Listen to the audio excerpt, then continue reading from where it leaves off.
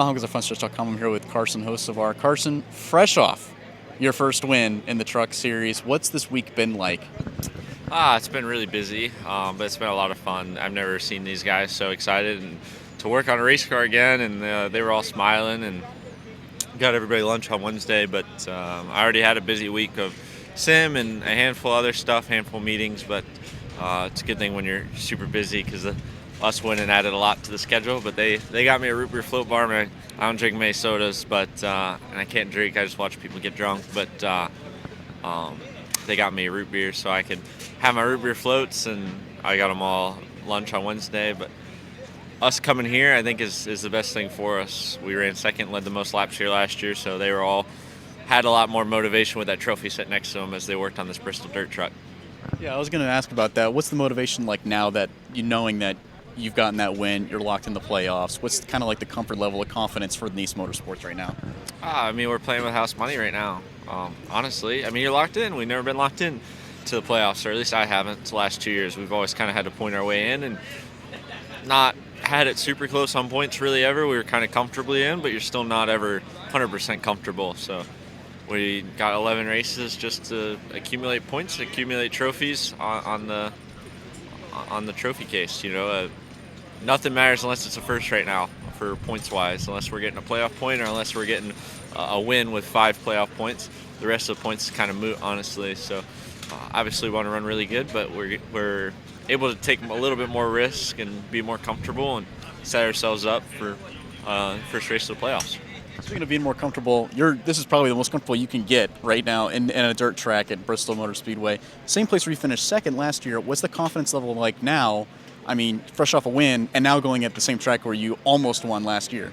I feel really good. I feel especially good for how good we ran last week, because if this rain keeps going, I know we'll start in the front row and hopefully make their lives miserable. Hopefully they're all hoping it doesn't rain so that the 42 doesn't start on the front row. But I feel really good about this place. I feel like even if I'm not 100% hoping on the rain, because I feel like I could improve that spot. I think I'd start second.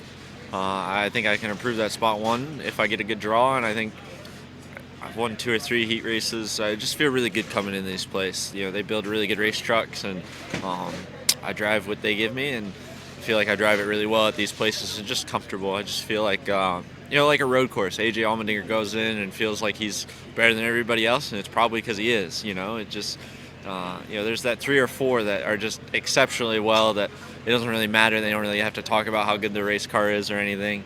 They just know they're going to be good just because they have that edge over the field. And I feel like I'm in that category when we come here, just on the confidence level and the just fit of instinctively being really good at these racetracks when we come to dirt.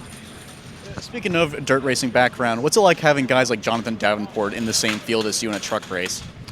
It's cool, right? I don't know really what it does for the sake of the sport and how much eyes we're going to get on it, right? I don't know what it does that, and nor is that my job to worry about that. But no, it's cool that he wants to come do this, and he wants to come race. So, he's obviously won over $2 million last year and one of the best.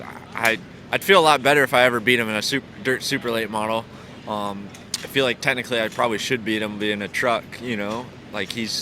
These vehicles are hard. They're within themselves. It's totally different than him. So, but no, he'll adapt really quickly, I'm sure, and run really good. And hopefully he's up front. Hopefully I see him in my rearview mirror. But it's cool regardless. I'm not even going to be in the same talking category ever in a dirt late model. So if he could be in the same talking category, it tells you how good he is. And finally, weather permitting, we will hopefully like to get the heat races in tonight, but a lot of talk about how it's going to be, the dirt's really packed down. It's probably going to get a lot of grills. What needs to be done to prevent that from happening this year? Just slow the show down, honestly, in my opinion. I know TV matters a lot, right? They want to get the start time going. They don't want to delay it any chance they can. They're just going to throw us out there and have us go race, right? But personally, I think you got to take the 30, 40 minutes and let us go do a hot lap session, personally. I think because otherwise you're going to have the same thing that happens before, and you're going to spend 20 minutes cleaning grills. Then you're like, do you throw a yellow for that? Or, 3 or 4 guys are going to get screwed, and then they realize, 15 people are going to come down and clean the grill, and now they're giving positions back, or do they so just slow the show down. Let us do a real hot lap session. There's not a dirt track in the country that wouldn't slow their show down to create a good on-track product, and I think that's sort of overlooked, right? Sometimes in NASCAR, they care about getting a TV time slot more than spending the extra 15 minutes to make sure that's a quality product out there. What crazy hat do you have this weekend? I wanted to wear the cowboy hat personally, but I feel like I'm gonna wear a rain hat, honestly. But no, I don't. I want to have a sword here in a minute, but that's what I got, and I wasn't sure, and I feel like it's a bit much for me to walk in with a cowboy hat. I kind of milked. We've milked, and everybody's well aware, so I don't need to remind them again. But the best way to remind them that we won last week is have this thing out front and let them see the winner sticker and let them see the rear tailgate, and just do it right. This is Daniel Hemrick, driver of number 11 Collar Grits Chevrolet.